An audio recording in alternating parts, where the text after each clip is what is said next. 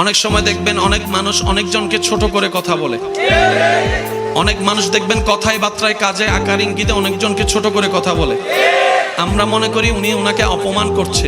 আমি শ্রদ্ধার সাথে একটা কথা বলি, মনে রাখবেন, সম্মান দেওয়ার জন্য তার কাছে আগে সম্মান থাকতে হয়।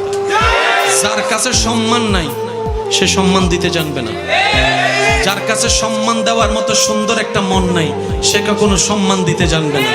তো কাউকে যদি দেখেন আপনাকে অপমান করছে, আপনি বুঝে নিবেন তার কাছে দেওয়ার মতো সম্মান, বুঝার মতো সুন্দর মন, মাফ করার মতো বড় অন্তর, ব্যর্থতা তার, ব্যর্থতা আপনার নয়। তো কারো কাছ থেকে অপমানিত হলে মন ছোট করবেন না। আমি অপমানিত হয়েছি, এই জায়গায় একটা টেকনিক অ্যাপ্লাই করবেন, সেটা হচ্ছে আপনি ধৈর্য ধরে ওনাকে মাফ করে দিবেন, আল্লাহর দিকে তাকাই ওনাকে মাফ করে দিবেন, দাবি মুক্ত করে দিবেন। আপনার রব এটা দেখে খুশি হয়ে